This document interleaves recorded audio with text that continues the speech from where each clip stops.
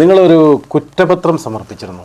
ഈ നിലവിലുണ്ടായിരുന്ന ഭരണസമിതിക്കെതിരെ ഒരു കുറ്റപത്രം സമർപ്പിച്ചിരുന്നു 10-25 വിഷയങ്ങൾ വെച്ചിട്ട്. ആ കുറ്റപത്രം ഒരു എലക്ഷൻ സ്റ്റണ്ടായിരുന്നോ അതോ യഥാർത്ഥത്തിൽ ഇപ്പോഴും അതിൽ വിശ്വസിക്കുന്നുണ്ടോ? ഈ കുറ്റപത്രം തയ്യാറാക്കിയ ഞാനാണ്.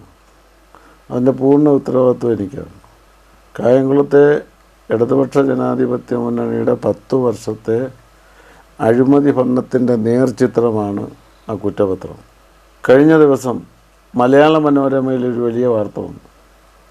ആ വാർത്ത കായംകുളത്ത് ഗവൺമെൻറ് IT പൂർണ്ണതയിലെത്തി. സ്ഥലമെടുപ്പ് നടപടികൾ പൂർത്തിയായി.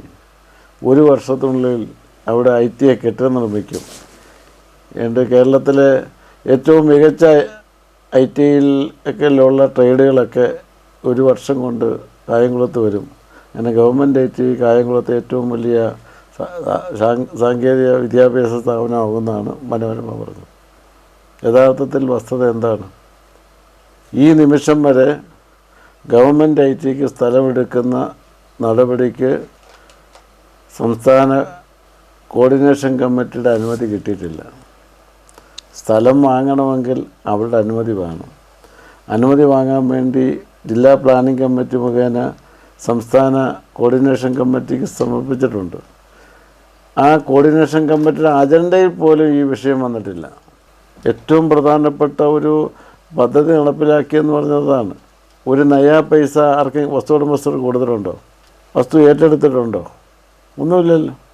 മറ്റൊരു പത്രം മാധ്യമം കായംകുളത്ത് സമ്പൂർണ്ണ ജൈവമാലിന്യ സംസ്കരണ പദ്ധതി പ്രവർത്തനം ആരംഭിച്ചതാണ്. 3.5 കോടി രൂപയുടെ ഒരു പ്രോജക്റ്റാണ്.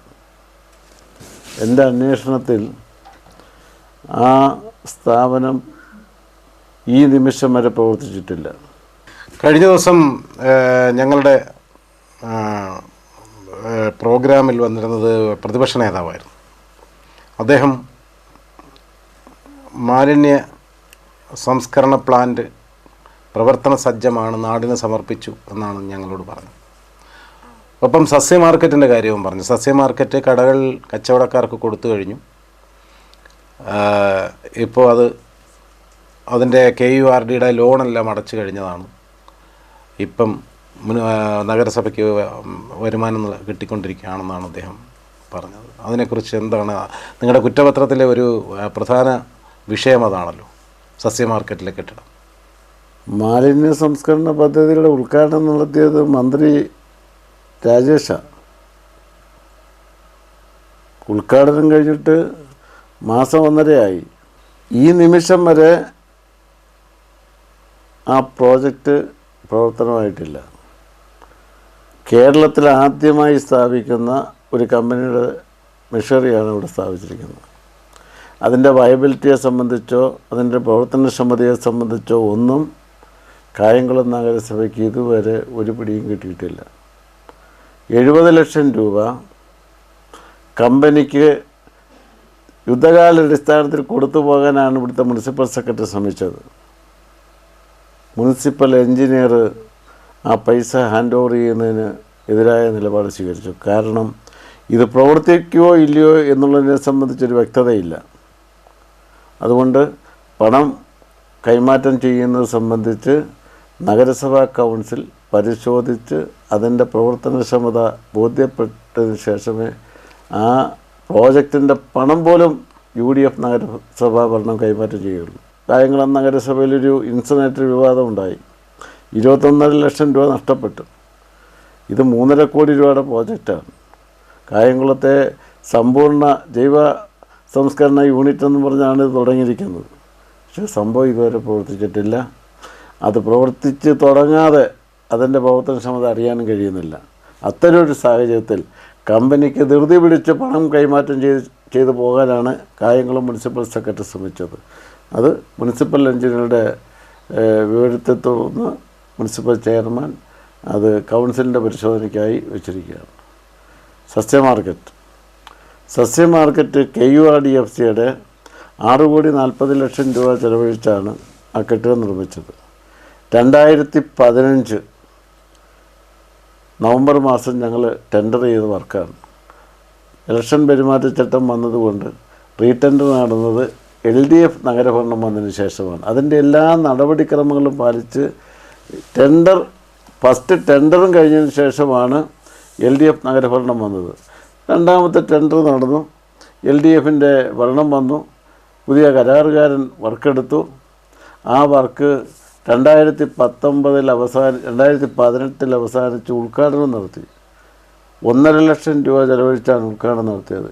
ഈ 44 വാർഡുകളിലും നഗരസഭയുടെ 1.5 ലക്ഷം രൂപ മുടക്കി അന്നത്തെ ചെയർമാൻ ഫ്ലെക്സ് ബോർഡ് വെച്ചു. സസ്യ മാർക്കറ്റ് യാഥാർത്ഥ്യമാക്കിയ ചെയർമാൻ അഭിവാദ്യങ്ങൾ.